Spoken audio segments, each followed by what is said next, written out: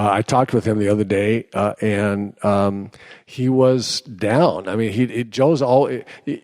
When I say Joe's down, it wasn't an outward demeanor. It was I'm really it was verbal. It was orally. I'm disappointed. And so Joe doesn't say that. He said, I had a setback, and I thought everything was going fine. I thought I was about ready, and then I started getting the light tracers and all that stuff, and you hate to see a concussion symptoms come back from where he was a few years ago. Now all of a sudden he's got him again, and then as he gets better, then they don't just completely go away, and that makes me real nervous for him. I admittedly, I'm nervous as a total, as in total ignorance. We don't know. We don't know. I mean, I've never had one. I don't know what the medical science is. I mean, I don't know anything about it other than that I worry for him, and it doesn't feel good. And he'd be back playing if there were any way that he could. And for there not to be a way right now, for him to be nervous about, I'm getting, this is the way I'm feeling, and I can't go out there. That makes me, nervous and concerned. One last topic, actually. A lot of people on Twitter, and believe me, I don't buy into a lot of stuff I see on Twitter, but there was a reaction the other day. Twitter, even some people on the network, reacted when Molitor took Gibson out, and I think he put Presley in. And Presley, who's been very good this year, had a bad outing. I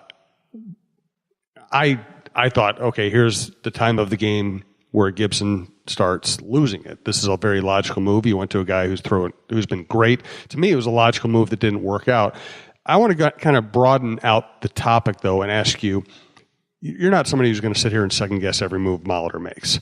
But what are the kind of moves that, as a former player and an analyst, where you say, you shouldn't do that? Is there like a type of move that you don't like to see being made in the middle innings?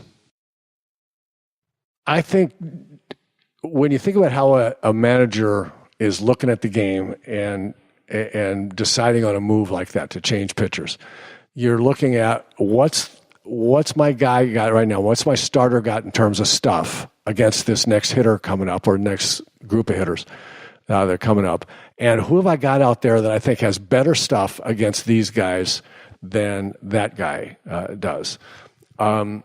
So let me give you the best example that I've ever seen of mindless, idiotic second guessing of it was so easy to say, I never would have done that once you know the result. Right. It's so easy to do that. And if you're on the spot, on the clock, it's different. And if you haven't ever been there, then you have to be careful about how positive you are about what move you would have made, because you don't really know. And when you've got, 10 or 12 seconds just to decide, I got to decide right now this hitter's coming up to the plate and I'm trying to win this game. So back to my example.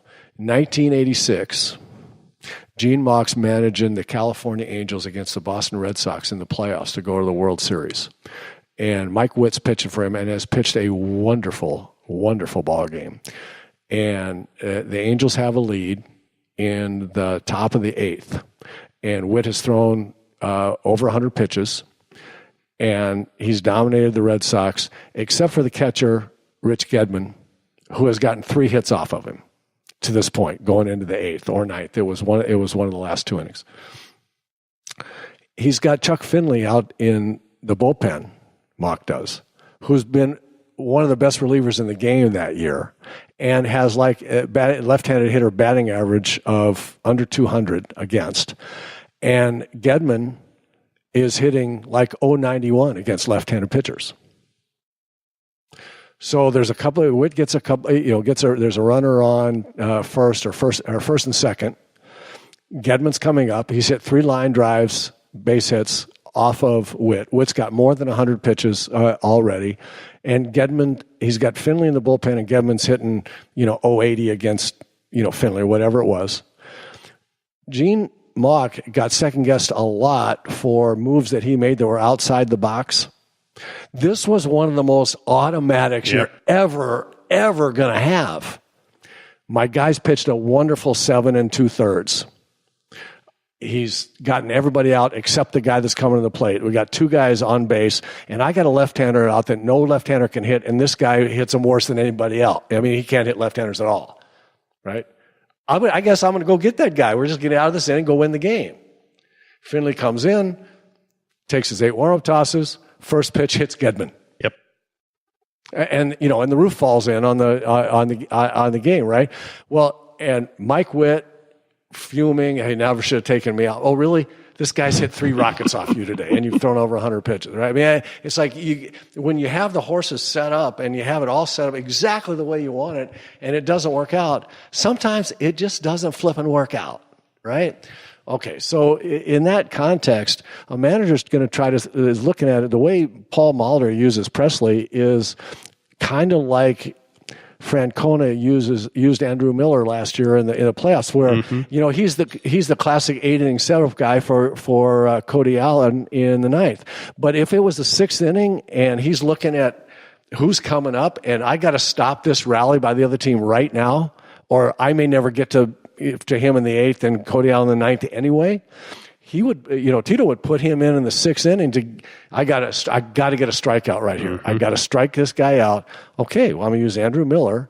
Now, he did have the great luxury of having Brian Shaw still there in front of Cody Allen, but it wasn't Brian Shaw that he used to save Andrew Miller for the 8th inning. It was, no, I got to stop this right now. Mm-hmm. So what I thought the other day when Gibson was pitching, and now he started to fall into, what he has a little trouble with every once. He'll start losing control of his fastball. He'll walk a guy, and later when he's thrown close to 100 pitches, now his control gets not quite as good. And I know that Molly was thinking, I got to stop this right now. I just can't. He looks like he's starting to lose it. I got a guy out there that's been my strikeout ace of anybody in the bullpen other than Fernando Rodney. Presley was the guy, was my strikeout guy. When I need to stop this inning, that stuff has been pretty good. So Paul just made the decision. I got to stop this right now, and I think we'll win the game. Well, it didn't work out. Yeah.